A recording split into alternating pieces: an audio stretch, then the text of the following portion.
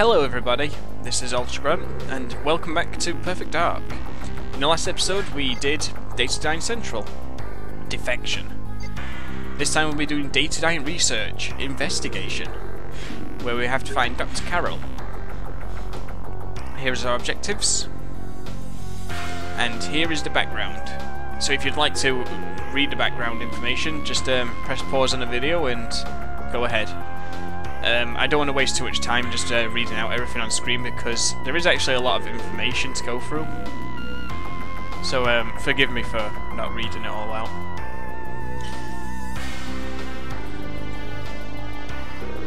And there's Objective 5. Right, let's start. This mission's actually pretty difficult, so I might actually get my first death here. So yeah, we'll see. Cutscene time.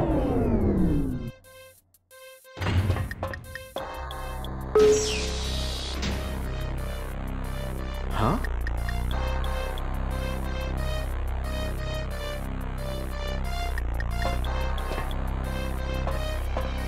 What?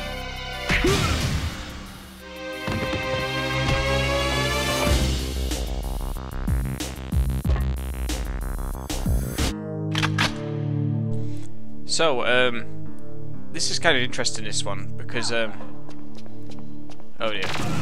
Well, there goes what I was going to show off, but I'll have to show it off in another video.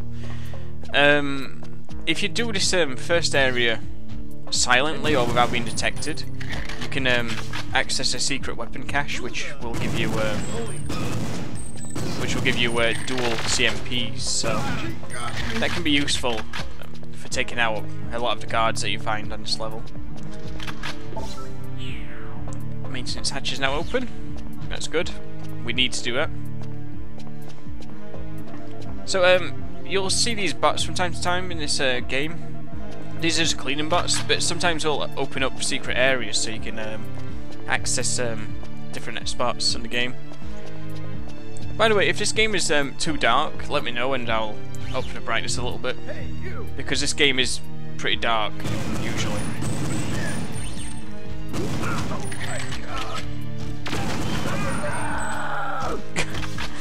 Oh my god, that scream. So one thing I want to point out is that cleaning bot would normally access this little side area, and you can go down there and that's how you'd get to the weapon cache, but we're not going to go down there because we don't need to. On the lower difficulties there would be a shield here, but yeah, we'll just continue. Our first objective is through here.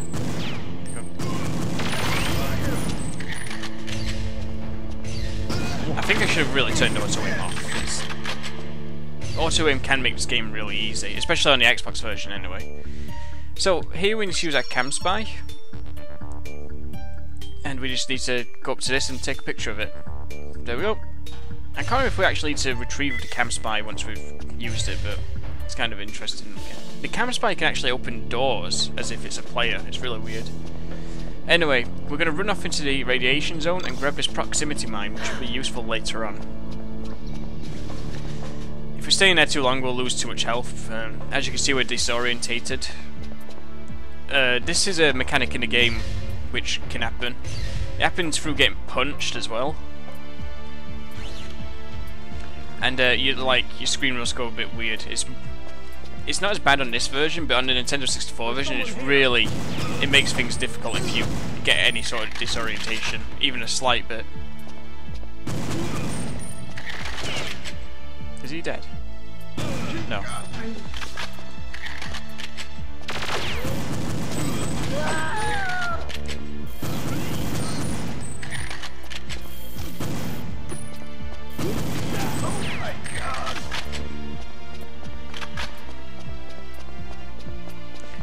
Now you can get disorientated from being punched as well. Oh, by the way, this is where the cleaning bot would have came through earlier. That's the little hatch.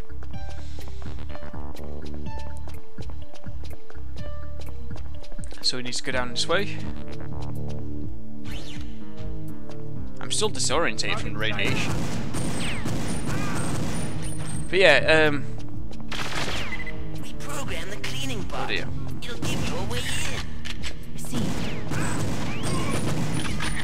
as I was saying earlier, the you can get disorientation from being punched.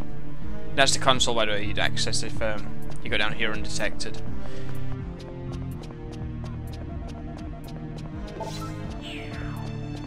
So, like I was about to say, if you get punched by an enemy, you'll actually get disorientated. When you get close to an enemy, it'll try and punch you, so it's like something they added into this game. They added in like melee for the enemies, and the enemies will just punch you if you're just too close to them, and that can disorientate you really badly if you get punched by one.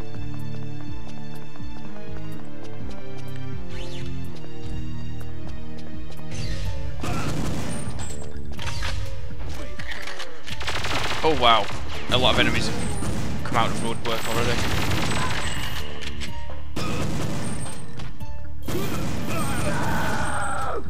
Oh no, out of Falcon 2 ammo. There we go.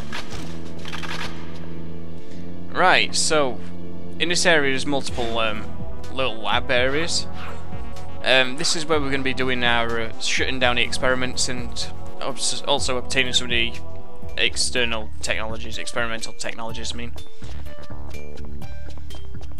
In this room we'll find one of those, and we'll also find one of the experiments shut down. He's using a lot of power.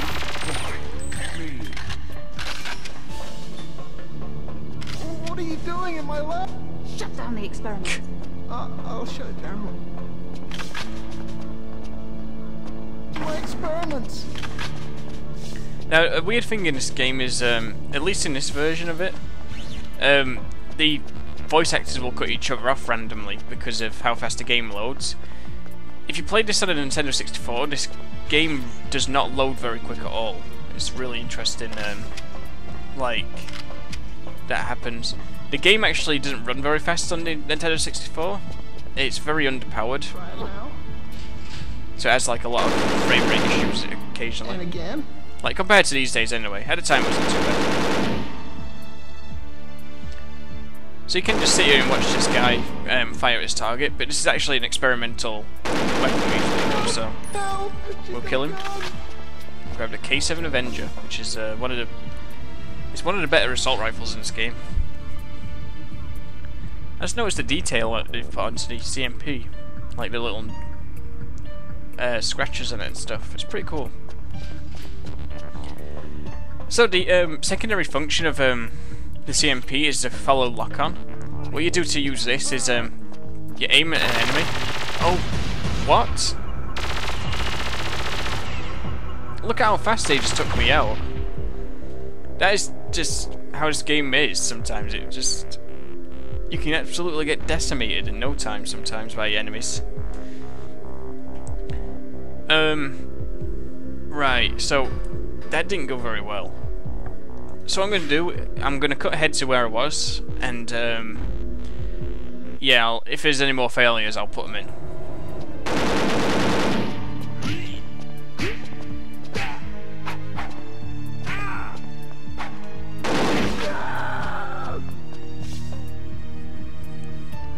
Well, that wasn't very good.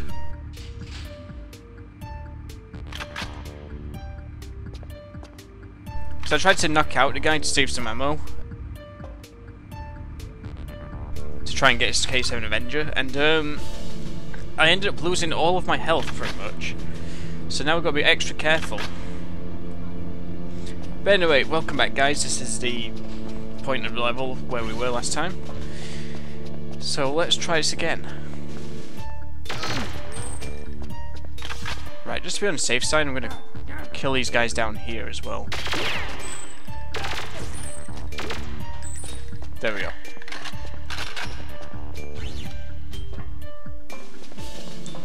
Okay, so one of the other things we need to pick up in this level is this, the night vision goggles that are in here. They count as one of the experimental weapons, or items I should say. And then we've got to go in this room as well where the rest of the experiments are that we need to shut down.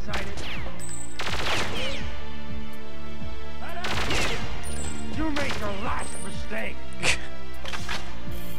This is the lock-on feature I was talking about for this gun.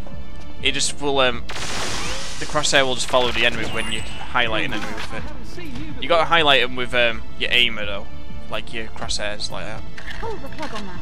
Now. Please, don't hurt me. The voices in this game are just brilliant. There, the experiment is down. You gotta remember, I think everyone that voice acts in this game is British as well, and they all do these voices. Who the hell are you? Switch this thing off. Allow me to assist you. So this guy's a bit shady, so you need to knock him out when he gets to the computer. Accidents will. So, you don't want to activate this computer, use just access, because that'll just switch on the alarm. What instead you want to do is, you want to try out the other 3 computers. There we go. And that'll shut down the experiment. Now, where is it? This... I know there's a secret here that I can show off. Where are you? Is that... No, that's not it. I'll have to come back and show it off in a later video, I think. Oh no, there it is. Now, on this game, Rareware hid a lot of secret pieces of cheese around in every single level, and you can find one in every single level actually. The interesting thing is they were supposed to be used to unlock cheats in the game. It was going to be the way to unlock the cheats, but then it just didn't do that for some reason. Oh god, no. There's a lot of them coming through. Watch my back.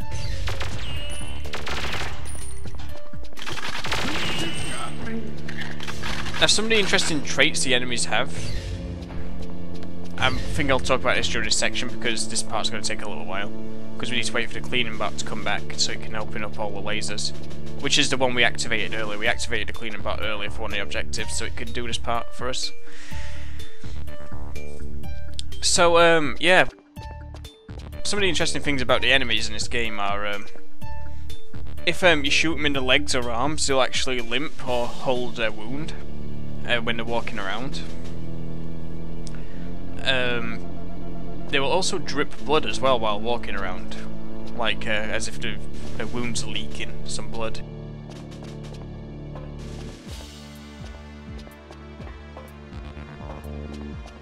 It's pretty interesting to put that much detail into an N64 game.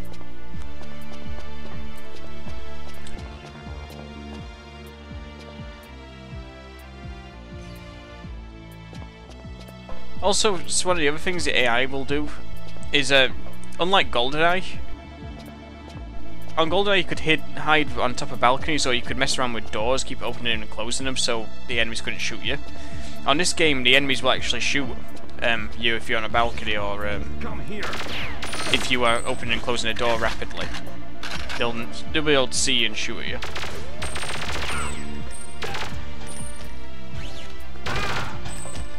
Now, one thing I want to show off, which I'm not going to show off right now because it's kind of hard to do, or well, it's too risky at my amount of health, is That's the highest. you can actually disarm enemies with your melee, or by shooting the gun out of their hands.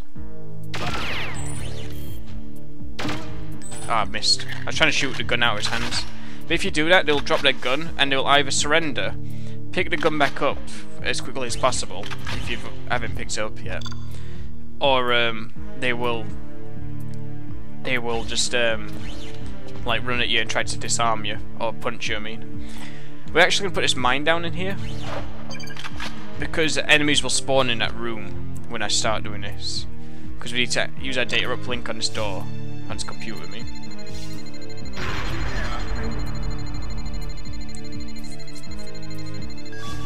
which is why I wanted the proximity mine earlier. Anyway, you can actually use the dragon though, which has a proximity mine version of it. So if you throw it down in this version, or in this fire mode, it will act as a proximity mine, which is pretty cool. The dragon is a really good gun in this game. It also has a slight zoom as well, which is handy.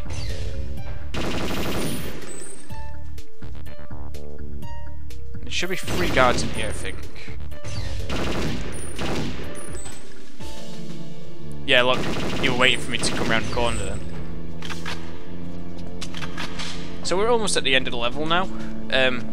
That's the way to get to Dr. Carroll, but we need to go through this way first to get our final experimental item. I want to be careful here because there's quite a few enemies. Luckily with oh no!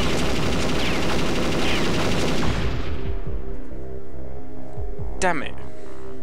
What I was going to say is luckily with the enemies on this game you can actually like when you got a rifle normally, or a bigger weapon, normally it'd take a bit of time to take a shot at you because you got to like pull it out to shoot you, unlike with smaller one-handed weapons. But yeah, sometimes they'll just nail you. So again, I'll get back to that point and we'll finish the level off. Right guys, we're back. So I'm at the end section again. I'm actually using the K7 Avenger this time because I had to use a dragon instead of a proximity mine because I actually forgot to pick it up. But the K7 Avenger is a pretty good gun in general. It does a lot of damage, it's very accurate, and it's fairly fast firing as well. The interesting thing about the K7 Avenger is you can actually use it as a threat detector, so you can detect auto guns and like explosive mines and stuff like that. It'll actually highlight them for you, which is really cool. Let's go and grab this experiment finally. There we go. Have I taken any damage? No, I've done pretty good this time through. Swear I couldn't do this on the first run. Anyway, let's switch to threat detector on, and we'll be able to see through this next section. There's actually a load of auto guns that will shoot us as soon as we go through there. So we just want to make sure we shoot those before we go through. And the other one's on the other side of this wall here. There we go. And that's it for this mission. So let's watch the cutscene.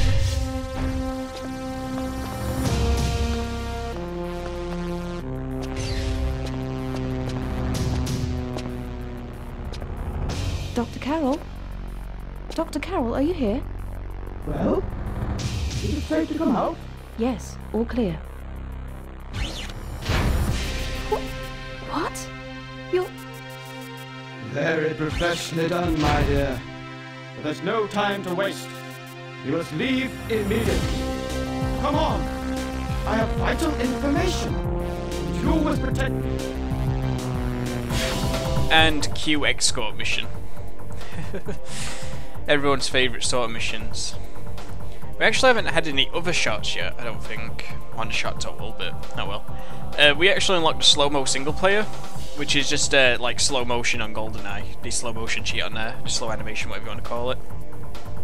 So that's pretty good if you want to play this game in slow motion. And we've got a different weapon of choice this time. We've got CMP 150. So the actual time you need to beat to unlock the cheat for this level is 6 minutes 30, and it's on this difficulty. I will show it in a later run because I'm going to unlock all the cheats in this game as well as part of the 100% playthrough. So I will actually show off my runs for doing, like, for unlocking the cheats.